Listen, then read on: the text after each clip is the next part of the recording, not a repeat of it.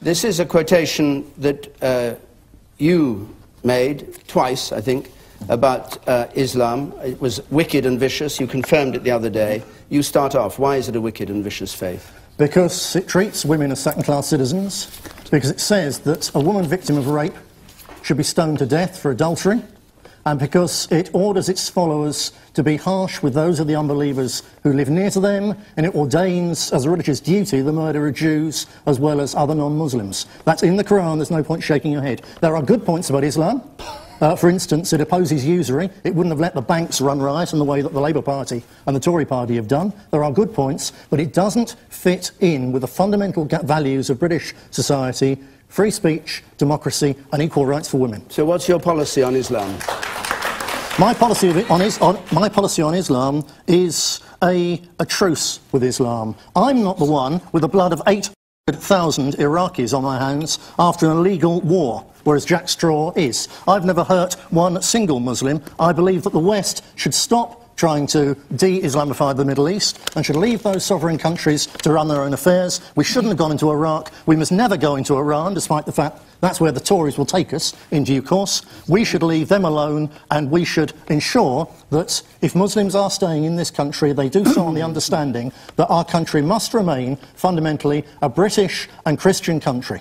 Sorry, can you just explain, if Muslims do stay in this country, what must they do? They must acknowledge that Britain always has been and must remain, and it's right that it should remain, a fundamentally British and Christian country based on Western democratic values and not on the eternal values of the Quran. Saeed Awasi? From that very interesting answer, I can't work out whether he despises Muslims or he thinks they're his best friends. Mr. Griffin is obviously a confused man. Because on the one hand he says that he doesn't abide by and believe in lots of values that he attributes quite wrongly to Islam. And yet it was Mr. Griffin who was on the front cover of a magazine along with Colonel Gaddafi, Ayatollah Khomeini and Louis Farrakhan, and himself calling himself the New Alliance.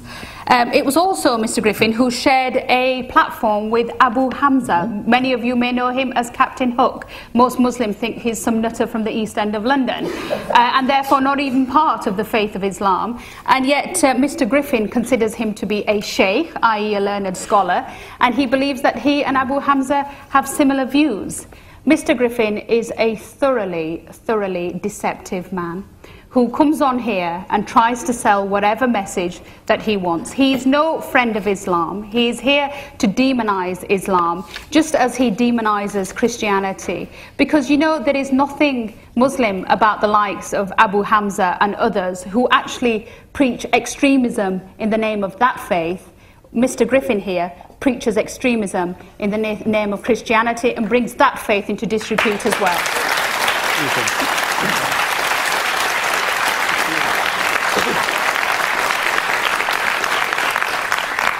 I'd like to say to Nick Griffin, travelling is all about education, educating your mind, understanding things.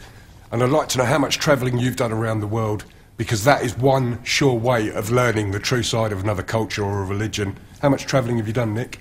I've been a lot of the time around Europe, to the United States. I went to Libya long before members of the Labour government recently, and I said to the representatives of Gaddafi that before he should do anything else, he should stop funding the IRA, which might be why I never got you wanted him to fund you instead? Yeah, yes, you did. The man with spectacles. You wanted him to fund you instead? The man with spectacles up there. That's why he went there. That's absolutely right. Thank you very much. I won't attack you, Nick, but I'm proud to be a British Bangladeshi Muslim who has stood for Parliament before in order to try to serve the British public. And I understand the importance of dialogue between communities. However, I find that you're isolating people like myself, the Muslim community, by refusing to engage positively. Instead, you are misrepresenting Islam and scaring people about Islamification. Surely, if you fear Islamic laws or Sharia laws, then really you should be going after the indigenous Christian community, because you're advocating Christianity. In the last book of the Bible, Revelation, it does say in 2 places that when Christ comes back, his rule would be the rule like a rod of iron, and nations will be smashed like potted clay. So why isolate Muslims and not target Christianity? Everybody, we can all lay our stories out and talk about, how we see Britain. We know what Britain is, but this doesn't really matter to Nick. Not really, Nick. Not really. What matters to Nick is his own vision of this country, which is these little tiny potted bits of history. For instance, on his site, he starts his history largely in 700 AD. Where's the rest of British history? Where's the Romans? There's a reason the Romans aren't there, because they were a multicultural society. Anybody could be a Roman citizen. And there were armies here of Africans and Asians and Europeans. And when Rome left, those people were left behind. Now, what happened to them? You think they're hooked up with your indigenous Ice Age Britons, Nick? Well, okay.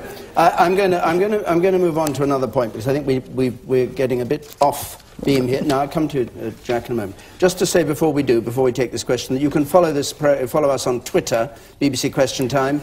You can text us 83981 if you want to comment on this programme as it's going along. CFAX page 155 will tell you what others are saying. Push the red button if you're watching digitally. Email us if you would like to do that. Johnny Lyle, please. Can the recent success of the BNP be explained by the misguided immigration policy of the government? Jack Straw. Can the recent success of the BNP be explained by the misguided immigration policy of our government? I don't think it can.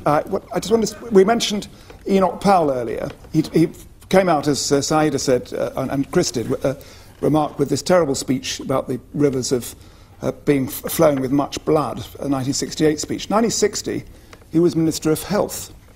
And he launched a campaign to recruit Afro-Caribbean people from the West Indies to come to this country to fill vacancies in the National Health Service. I've actually seen the press notice. He went out there.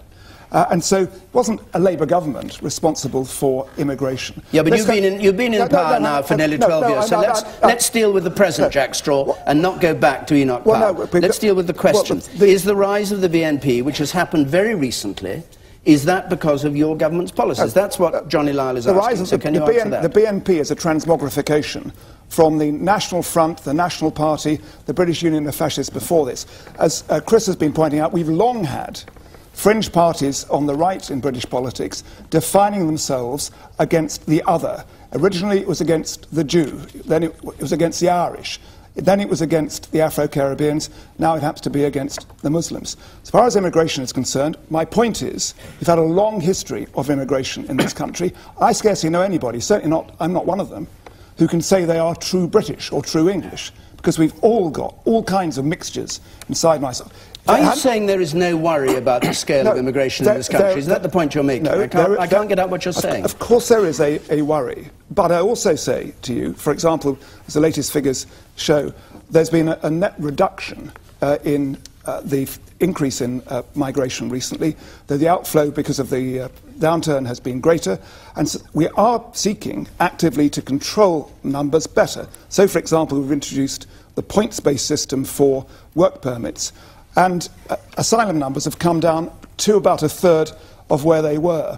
But on the issue of can we pull up the drawbridge and stop people coming to this country? Can we stop people who come from a different country, who are then British citizens, from marrying who they wish to choose from wherever it is in the world? Certainly not, because one of the great strengths of this country is its diversity. And for the future, although of course I understand this very acutely in my own constituency, where now 30% of the population are of Asian origin, that it can be very disturbing to people when they see change in front of their eyes, and we are dealing with Sorry, can I try just one more time? Jack Straw. Dealing with that very well. Can I just try one more time to get you to either answer the question no or yes, accept that the rise of the BNP, and the reason that Mr. Griffin is on this panel tonight is because of their success in the European Parliament, as you well know, and they got 2 seats in Europe. Is that because of failings by your government over the last 12 years to reassure people about the scale of immigration, or not? I don't believe it is. I think if you want to know why, and I said that right at the beginning,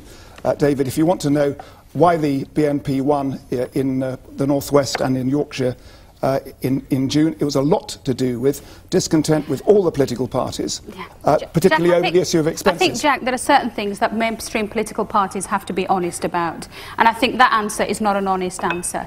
There are a whole series